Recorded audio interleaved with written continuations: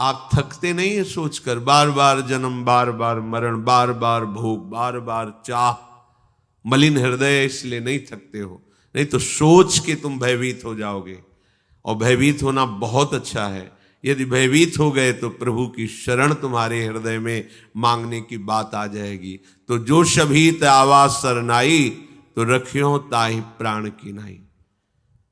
बड़े कृपालु प्रभु हैं, जिनको यहां विषम परिस्थिति देकर के साधु संग दे देते हैं। बड़ी कृपा समझो, जिनकी सारी अनुकूलताओं को नष्ट कर देते हैं और एक मार्ग बना देते हैं। चलो अब तो एक ही मात्र उपाय है, संतों के पास बैठे, उनकी बात सुने, फिर हम समझें कि हमारा लक्ष्य क्या है। अब तो हमारा कोई नहीं रहा, ये सबसे बड़ी कृपा होती है। जब किसी पर एक कृपा होती तो चूंकि सन्मुखता ना होने के कारण फिर वो भगवान को भी कोसता हुआ उन्हीं विषयों की प्राप्ति के लिए असत मार्ग का आचरण लेता, चोरी, हिंसा, बलात्कार आदि आदि। बड़ा विचित्र खेल। भगवान कृपा करते हैं, वो उस कृपा को ठुकराकर असत मार्ग ले लेता है। जीवन के विभिन्न स्तरों पर हम न जाने कितने कितने स्वांग करते चले आ रहे हैं।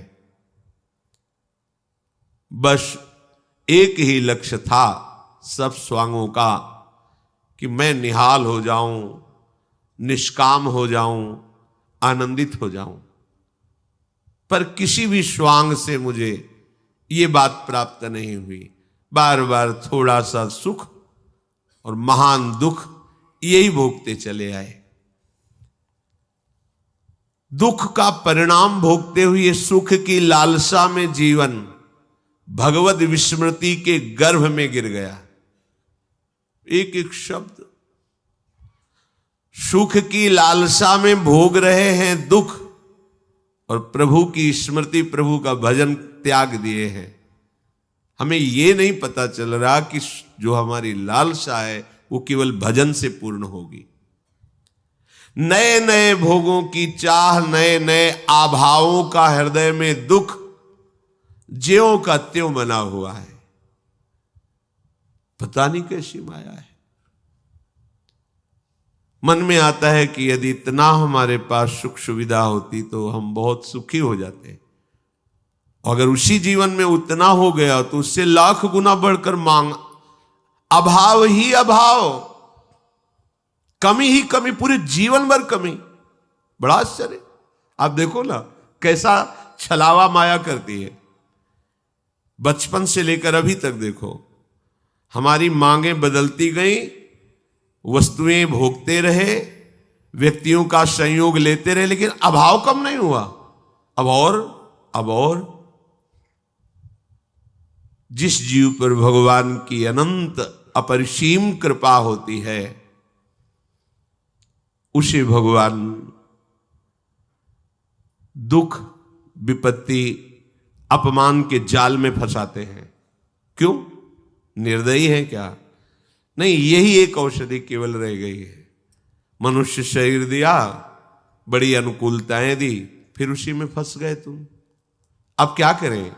ये कड़वी औषधि है पर अमोघ है। चाहे जितना उछल कूद मचाओ, कृपा समुद्र प्रभु ने अब तुम पर कृपा कर दी, अब तुमको भजन करना ही पड़ेगा। तुम्हारे लिए अब कोई रास्ता नहीं। एक बार कोई महापुरुष किसी उपासक से कह रहे थे, तुम लिख लो कागज में, तुम्हारे भाग्य में विषय सुख नहीं है। अगर तुम विषय सुख के लिए चेष्टा करते हो तो मारे जाओगे। लिख लो, तुम्हारे भाग्य में नहीं, तुम्हारे भाग्य में भगवत सुख है। इसे श्राप मानोगे या वरदान मानोगे? उन्होंने क्लियर कर दिया, है ही नहीं तुम्हारे भाग्य में विषय सुख। कुछ भी करके देख लो, करोगे तो मारे जाओगे। मारे जाओगे अर्थात तुम्हारी वृत्ति मारी जाएगी। उसके लिए प्रयास मत करो। तुम्हारे सुख में भगवत सुख है, तुम्हारे भाग्य में भगवत सुख है। रहस्य न समझने के कारण लगता है देखो ऐसा कह दिया, तुम्हारे भाग्य में विषय सुख है ही नहीं।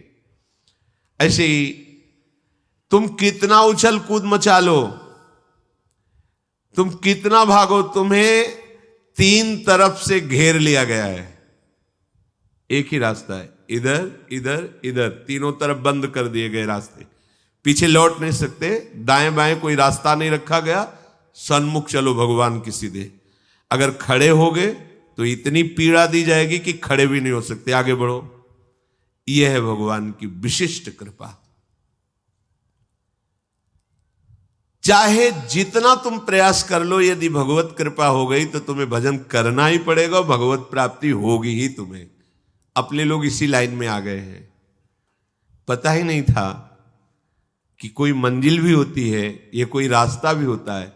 ऐसे ही घेर के लाए और दौड़ाते चले, तब पता चला कि मुझे कितने महान मार्ग में प्रभु चला रहे हैं।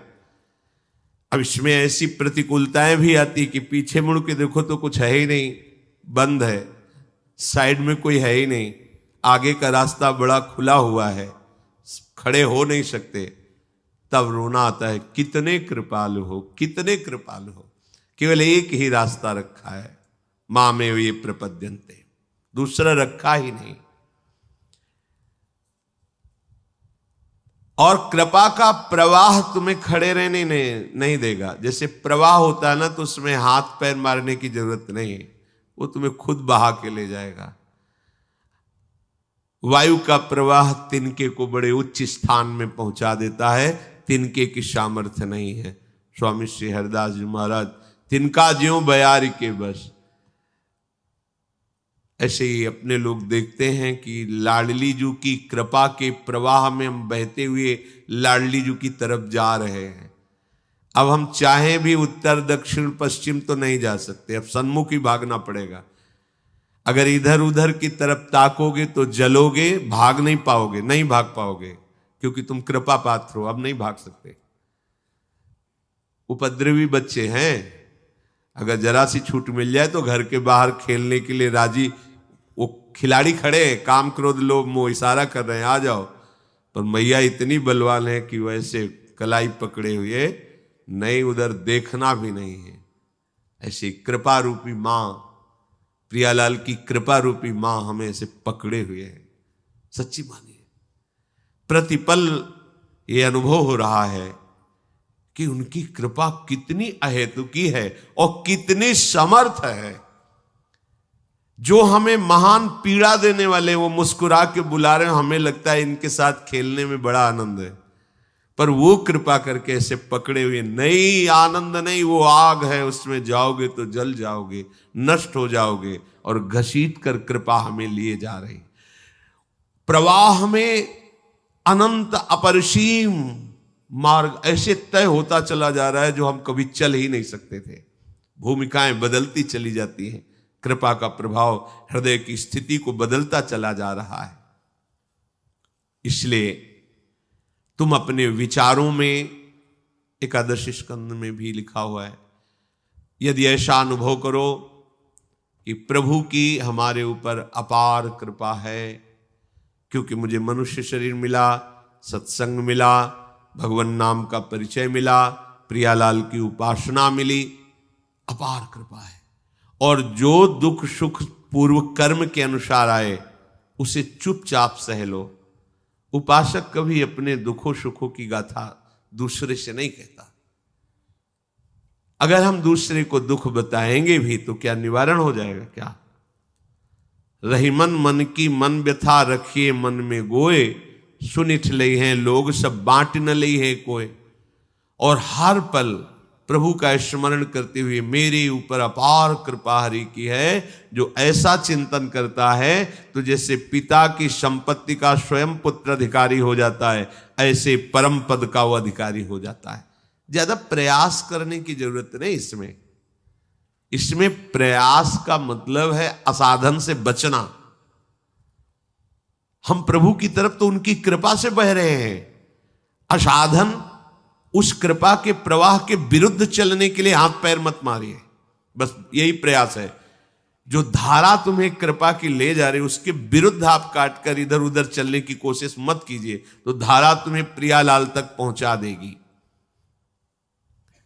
जो बहुत कृपा पात्र अच्छे साधक होते हैं उनके मन में भी स्फुरणाएं होती हैं भोगों की, सुखों की, किंतु वो उन मन की स्फुरणाओं को उदासीन भाव से काटते रहते हैं। जो साधारण साधक होते हैं वो भी काटने की चेष्टा करते हैं, पर द्वेष भाव से। ये सूक्ष्म विषय है। हमारे अंदर कोई भोग की इच्छा हुई, कोई भगवत विरुद्ध बात आई, तो हम उससे द्वेष करने लगते हैं। ये क्यों आई, इसको हट जाना चाहिए, हाय हाय। नहीं हटेगी, दृढ़ हो गई, क्योंकि आपने द्वेष कर लिया। जैसे कोई व्यक्ति है आपके सामने से जा रहा है और वो आपसे कटुवचन बोल रहा है और आप उसको उत्तर देने लगे, द्वेष करने लगे, तो रुक जाएगा। अब समस्या बढ़ गई। अगर चुप रहते तो बोलता हुआ चला जाता। अगर कोई अच्छा बोल रहा है, आप उससे प्रिय भाषण करने लगे तो रुक गया। वो राग है। रागात्मक और द्वेषात्मक दोनों स्फुरणाएं उपासक के हृदय में होती है, पर जो ऊंचाई पर चढ़ने वाला उपासक होता है दोनों इन बातों से मतलब नहीं रखता। नहीं, प्रायः प्रश्न होते रहते हैं, बहुत परेशानी है, मन ऐसा, मन काहे को तुम मन में इतना तन्मय हो रहे हो, थोड़ा अलग होइए और बोलने दीजिए उसको जो बोल रहा है। आप मंत्र का स्मरण कीजिए, नाम का स्मरण कीजिए, शांत रहिए। ये उपासक की गलती हो जाती कि ऊहापोह करने लगता। आप क्या करूं, मन ने तो ये मांग लिया, अब क्या, कुछ नहीं, एकदम तटस्थ, राधा राधा राधा। ना उसमें द्वेष। क्यों आया, अच्छा आया तो आप राग न द्वेष, बहुत जल्दी मन शांत हो जाएगा। उस उपासक का मन बहुत जल्दी शांत हो जाता है जो अपने हृदय की, मन की स्फुरणाओं से उदासीन रहता है। शब्द पकड़ो, उदासीन उसे कहते हैं, न शत्रु भाव न मित्र भाव, उदासीन। कोई मतलब ही नहीं, तू बोलता रहे। मेरे गुरुदेव ने बताया कि ये नाम जप करो, ये मंत्र जप करो, मुझे गुरु की बात माननी है। और वो नाम मंत्र चल रहा है, सदाचरण कर रहे हैं, असदाचरण की प्रेरणा मन कर रहा है, हम उदासीन है उससे। कोई परेशानी होने की जरूरत नहीं, सब परेशान हो जाते हो आप लोग। ये बहुत आंतरिक बात कह रहे हैं, इसमें हम अपने हृदय की भी बात करें। जब गुरु कृपा से ये युक्ति मिली तब समझ में आया कि बेमतलब पिट रहे थे, बेमतलब हम जल रहे थे। समस्या तो यही होती है ना, सबकी समस्या यही है। ये ऐसी जलन पैदा करके स्फुरना कहता है कि हम संकल्प बना लेते हैं, उसका साथ दे देते हैं और संकल्प क्रिया में उतर जाता है। फिर मलिन, बार बार पश्चाताप, बार बार कसम खाना, हम ये नहीं करेंगे, फिर हम वही करते। नहीं सुधरोगे। कैसे सुधरना है? पहली बात, नाम जब चलना चाहिए। दूसरी बात, मन की बात सुनते हुए भी नहीं सुनना है। वो सुनाएगा आपको, कान बंद कर सकते हो, लेकिन श्रवणेंद्री थोड़ी, श्रवणेंद्री तो अंतर में है, वो श्रवणेंद्री को सुनाएगा। आपको उदासीन शब्द से परिचय कर लो, मतलब ही नहीं। तो बोले फिर मन तो गलत सोचता है और मन ही बंधन मोक्ष का कारण है, तो उसकी गलत भावना को दूर कराने के लिए यही युक्ति है। आप उदासीन हो जाओगे, उसकी स्फुरणाएं निकलती चली जा रही हैं, आपका नाम चल रहा है, नाम सद भावनाएं भरता चला जाएगा, क्योंकि आप खाली थोड़ी बैठे हो, भगवत सुमिरन परायण हो।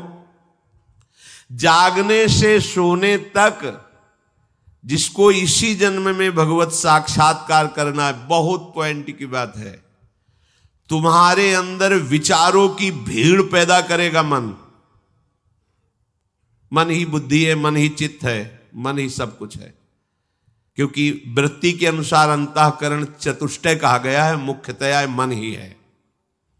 निश्चयात्मक भाव होने के कारण बुद्धि कहा गया, चिंतन होने के कारण चित्त कहा गया, स्वीकृति क्रिया के होने के कारण अहंकार कहा गया, संकल्प बनने के कारण मन का। एक ही हृदय, एक ही अंतःकरण, चतुष्टय के नाम से कहा गया वृत्तियों के कारण। बहुत अच्छी बात, बहुत अच्छी बात है। क्या? जगने से लेकर सोने तक ये तुम्हारे अंदर विचारों की भीड़ पैदा करेगा।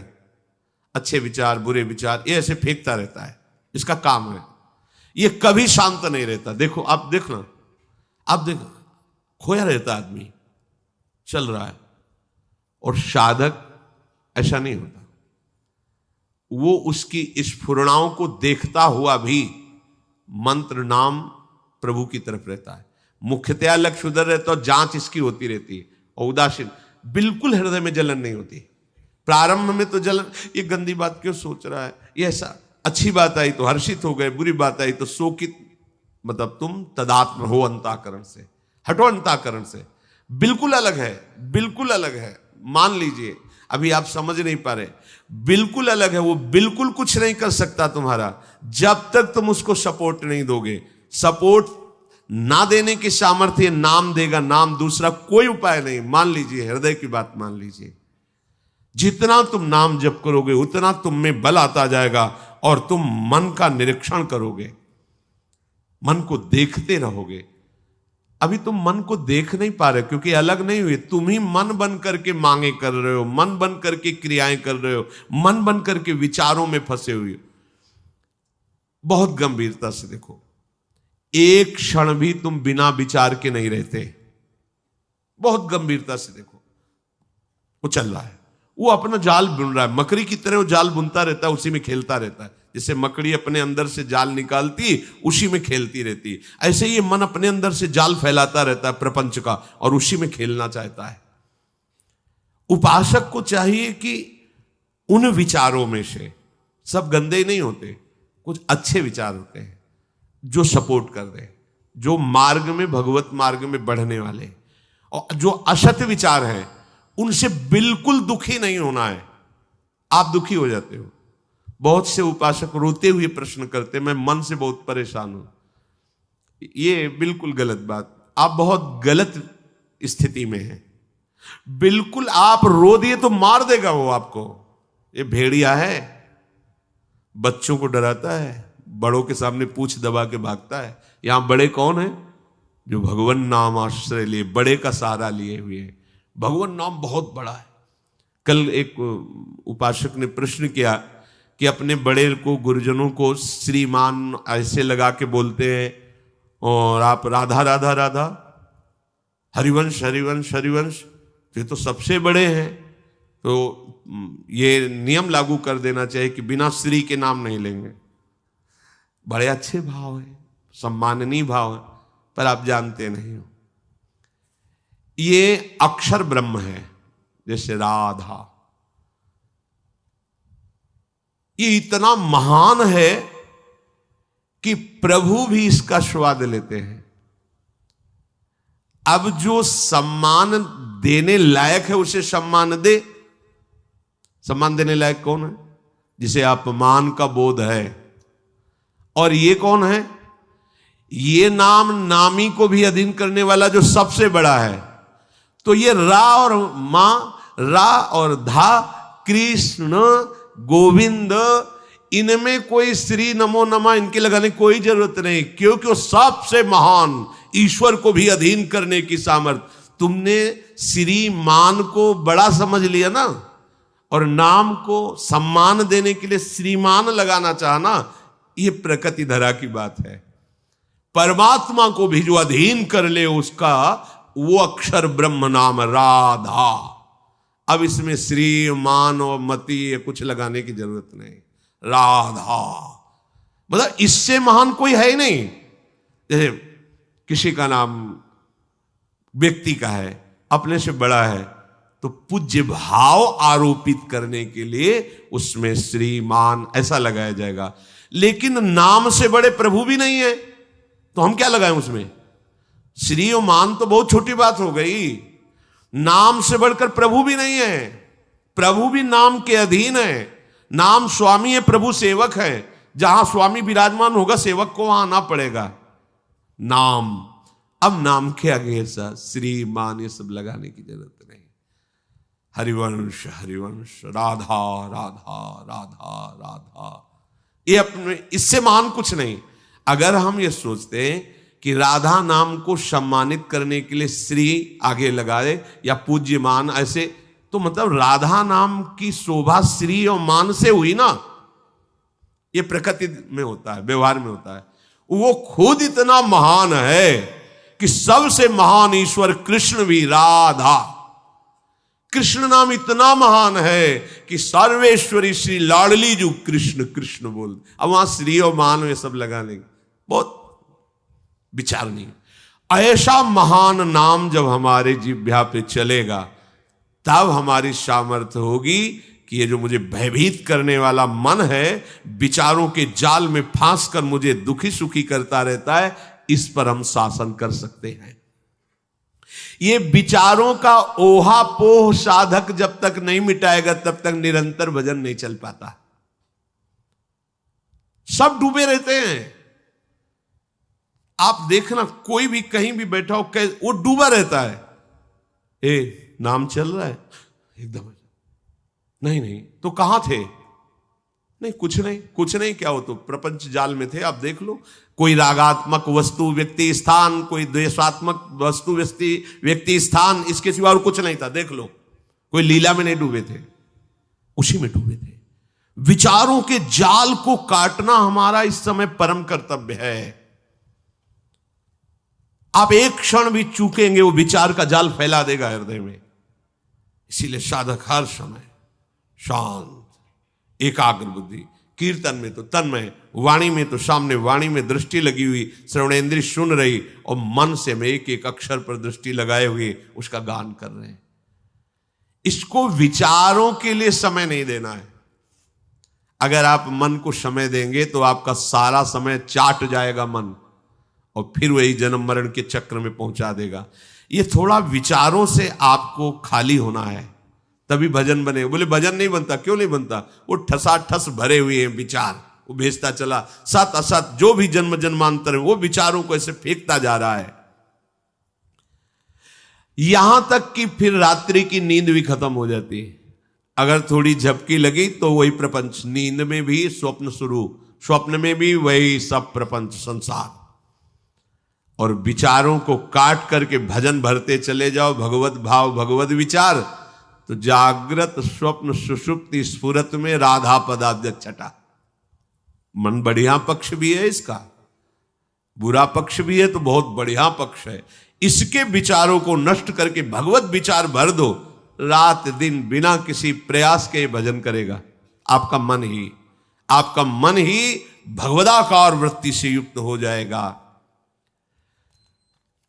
उपासक को चाहिए कि इन विचारों की दयनीय दशा में ना फंसे। बहुत सुलझी हुई बात है। यदि आगे बढ़ना है अध्यात्म में तो अंदर के विचारों को काटना सीखें। हम अंदर के विचारों में आसक्त हो रहे हैं, भयभीत हो जाते हैं, क्योंकि काम आया अब तो नष्ट कर देगा। कैसे नष्ट कर देगा? कैसे नष्ट कर? हमारे पास नाम है, हमारे पास गुरुदेव की कृपा है, हरि का आश्रय है। हम मन की इस बात को नहीं मानते हैं। वो बार बार आपके सामने दृश्य लाएगा, सुख की भोगी हुई वृत्ति लाएगा, आपको आकर्षित करेगा। आपकी दृष्टि राधा नाम पे होनी चाहिए, आपकी दृष्टि गुरुदेव के वचनों में होनी चाहिए। ये हमारा दुश्मन हमारे नाश के लिए आया, कभी आपका पतन नहीं हो सकता। पर जहां स्फुरणा हुई तो आप दुश्मन भाव छोड़ करके मित्र बना लिया और उसी के भाव में विचरने लगे। अब वो आपको नष्ट कर देगा। एक बार मलिन भाव जीत जाता है तो हजारों बार जीतने की उसमें ताकत आ जाती है, और एक बार मलिन भाव को मिटा दोगे तो हजारों बार मिटाने की ताकत आ जाएगी आप में। इसमें प्रारब्ध काम नहीं करता। भाग्य में होगा तो बच जाएंगे, नहीं बचोगे, पहले समझ लो। इसमें प्रारब्ध काम नहीं करता, इसमें विवेक काम करता है, भजन काम करता है। प्रारब्ध से कोई त्यागी महात्मा नहीं बनता, प्रारब्ध में नहीं लिखा है। ये भजन से त्याग उत्पन्न होता है। विवेक हुआ, विवेक से असत का त्याग और सत में स्थिति। ये जो लोग कहते हैं ना भाग्य होगा तो फिर, अरे भाई हमारे भाग्य में भजन कहाँ लिखा है? तो किसके भाग्य में भजन लिखा है? भजन भाग्य में नहीं लिखा है। भजन करने के लिए मनुष्य जन्म दिया गया है। अब आप भजन न करो, भोगों को भोगो, ये तुम्हारी बात है। प्रारब्ध से केवल सुख दुख मिलता है, भजन नहीं। भजन का मार्ग कृपा से मिलता है, और हम पर कृपा हो गई है। अब हमको विचारों में नहीं फंसना है, विचारों को काटते हुए भजन में फंसना है। भजन का निरंतर तैल धारावत चिंतन में लाना, विचारों को नष्ट कर देना है। विचारों को नष्ट कैसे किया जाता है? भजन पर दृष्टि रखकर।